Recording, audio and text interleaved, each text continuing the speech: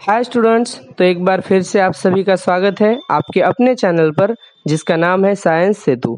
तो students, video start करने से पहले मैं एक बात बताना चाहता हूँ कि अगर आप मेरे इस यूट्यूब चैनल पर नए हैं तो नीचे दिए गए सब्सक्राइब बटन पर क्लिक कीजिए और उसके साइड में जो बेल आइकन का बटन है उस पर भी क्लिक कीजिए ताकि आपको मैं साइंस की जो भी टॉपिक पर वीडियो बनाऊंगा वह आपको इजीली मिलते जाए। तो स्टूडेंट्स, आज हम देखने वाले हैं इन्वायरमेंटल स्टडीज़ पार्ट 1 स्टैंडर्ड 4 के chapter number 1 the life cycle of animals, इसकी एक्सरसाइज। तो स्टूडेंट्स, हम देखेंगे हमारी एक्सरसाइज का फर्स्ट क्वेश्चन जो है ए थिंक एंड टेल। तो इसके फर्स्ट क्वेश्चन में आपको पूछा है it takes 20 to 22 days for a chick to emerge from a hen's egg. Would the young ones of other birds also take the same number of days to hatch? तो इस question में आपको पूछा है कि जो मुर्गी होती है उसके बच्चे अंडों से बाहर निकलने को 20 से लेकर 22 डेज लेते हैं, तो जो अदर बर्ड्स होते हैं तो उनके भी जो बच्चे होते हैं वो अंडों से बाहर निकलने को 20 या 22 डेज ही लेते हैं क्या? तो इसका आंसर आ जाएगा no, the hatching period of other birds is different. क्योंकि हमें पता है कि क्वेल जो होता है उसका 21 से लेकर 23 डेज हैचिंग पीरियड होता है। उसके बाद में जो डक होता है उसका 28 डेज होता है, और जो टर्की नाम का जो बर्ड है उसका 28 डेज होता है, और जो ऑस्ट्रिच होता है उसका 35 डेज से लेकर 49 डेज तक उसका हैचिंग पीरियड होता है। तो स्टूडेंट्स, अभी हम देखेंगे हमारा अगला क्वेश्चन जो है you must have seen dragonflies hover over grass, which stage of their life cycle is this? The egg, larva, pupa और एडल्ट। तो इस क्वेश्चन में आपको पूछा है कि आप लोगों ने जो ग्रास पर घूमने वाला ड्रैगन फ्लाई देखा होगा, तो ये ड्रैगन फ्लाई उसके लाइफ साइकिल की कौन सी स्टेज है? उसमें कि एग है, लार्वा है, प्यूपा है और एडल्ट स्टेज है, ये आपको बताना है। तो इस क्वेश्चन का आंसर हम कैसे लिख सकते हैं? Dragonflies is an adult stage in the life cycle of dragonflies. तो स्टूडेंट्स, हमारा अगला क्वेश्चन है when you take a bunch of a leafy vegetable to sort it, you may find holes of a different sizes in the leaves. Some leaves may have been nibbled at the edges. What do you think is the reason for that? तो इस question में पूछा है कि जब हम bunch of leafy vegetables को sort करने के लिए लेते हैं तो हमें जो लीव्स होते हैं उस पर क्या दिखाई देते हैं? डिफरेंट टाइप्स के होल्स दिखाई देते हैं, या तो फिर जो लीव्स होते हैं वो लीव्स के जो एजेस होते हैं वो कुरेदे हुए दिखाई देते हैं। तो आपके हिसाब से इसका रीज़न क्या होगा ये आपको बताना है। तो चलिए स्टूडेंट्स, इसका हम आंसर देखते हैं। इसका आंसर आ जाएगा insects and caterpillars are found on leafy vegetables. When they are hungry they eat the leaves of a leafy vegetables, so you can see that some of the edges of the leaves are gnawed and some of the leaves have holes of a different sizes. इसका मतलब है जो insects and caterpillars जो होते हैं वो leafy vegetables के leaf पर पाए जाते हैं, और जब उनको भूख लगती है तो वो क्या करते हैं? लीफ को जल्दी जल्दी खा लेते हैं।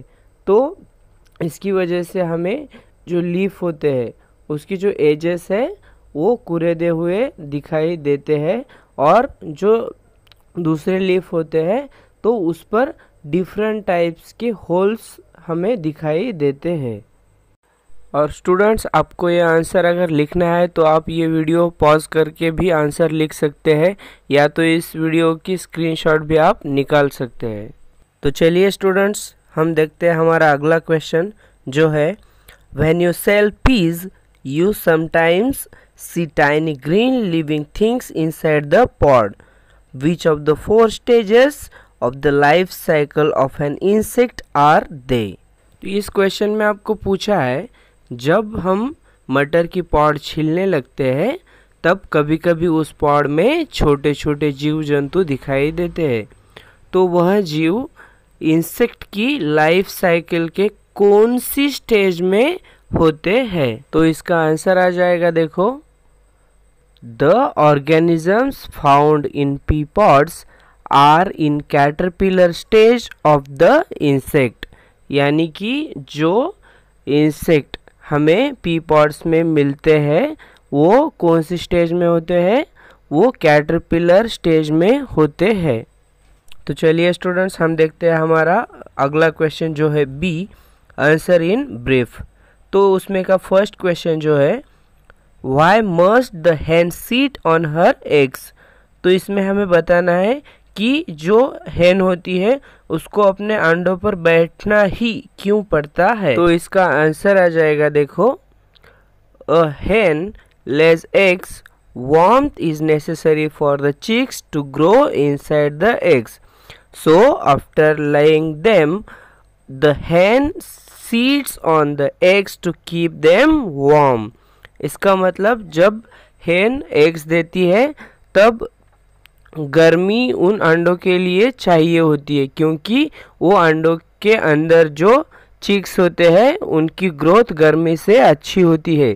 इसीलिए जो हैन है वो उन अंडों को वार्म रखने के लिए उस अंडों पर बैठती ही है। तो चलिए स्टूडेंट्स, हम देखते हैं हमारा अगला क्वेश्चन जो है why does a hen become aggressive when she is hatching her eggs.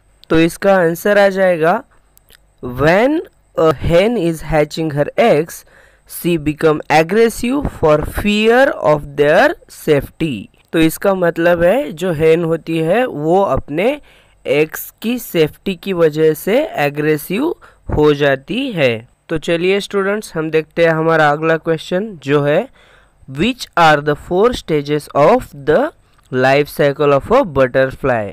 तो इसमें आपको बताना है कि जो बटरफ्लाई होती है उसकी लाइफ साइकिल के कौन से 4 स्टेज होते हैं। तो हम इसका आंसर देखेंगे, egg, larva, pupa and adult. These are 4 stages of the life cycle of a butterfly. चलो तो स्टूडेंट्स, हम देखते हैं हमारा अगला क्वेश्चन जो है which changes takes place inside the chrysalis of the plain tiger butterfly. इस क्वेश्चन में हमें बताना है कि जो प्लेन टाइगर बटरफ्लाई का क्रिसेलिस है उसमें कौन कौन से चेंजेस होते हैं। तो इसका आंसर देखेंगे कि इसमें कौन कौन से चेंजेस होते हैं। तो पहला, the caterpillar's old body dies inside the chrysalis. इसका मतलब जो कैटरपिलर की बॉडी जो होती है पहले की वो क्या होती है, कम्प्लीटली डिसअपियर या डेड हो जाती है। तो हम सेकेंड देखेंगे, इट्स लेग्स ग्रो लॉन्गर। इसके जो पैर होते हैं वो क्या होते हैं, लॉन्गर बढ़ जाते हैं। और जो थर्ड वाला है, इट गेट्स अट्रैक्टिव विंग्स, यानी उसको जो है अट्रैक्टिव विंग्स आ जाते हैं। तो स्टूडेंट्स, हम देखेंगे अभी हमारा नेक्स्ट क्वेश्चन जो है सी, ट्रू और फॉल्स। तो इसका पहला स्टेटमेंट जो है a lump emerges from an egg. तो ये हमें ट्रू है या फॉल्स है ये बताना है। तो ये स्टेटमेंट जो है ये फॉल्स है, क्योंकि हमें पता है जो बकरी का बच्चा होता है वो अंडों से बाहर नहीं आता है। अभी है स्टेटमेंट 2, उसमें दिया है we can not easily see the eggs of an ant because they are very tiny. तो इसका जो आंसर आएगा तो ये ट्रू आएगा। क्यों ट्रू आएगा, क्योंकि हमें पता है कि जो एंट होती है वो पहले से ही स्मॉल होती है और उसके जो एग्स होते हैं वो भी कितने होंगे, और ज़्यादा स्मॉल होंगे, इसीलिए हम उसको इजीली नहीं देख सकते हैं। तो अभी हमारे पास है थर्ड स्टेटमेंट जो है when the caterpillar emerges from the egg it is not very hungry. तो ये जो स्टेटमेंट है ये कौन सा है? फॉल्स है। क्यों फॉल्स है? क्योंकि जब कैटरपिलर एग्स के बाहर आता है तो वो क्या होता है? वेरी हंग्री होता है। स्टूडेंट्स, हम देखेंगे हमारा लास्ट का क्वेश्चन जो है D, fill in the blanks.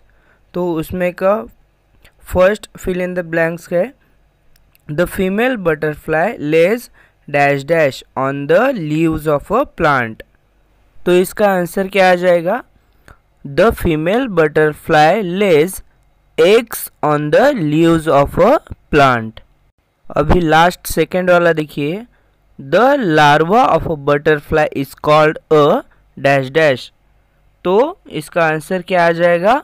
The larva of a butterfly is called a caterpillar.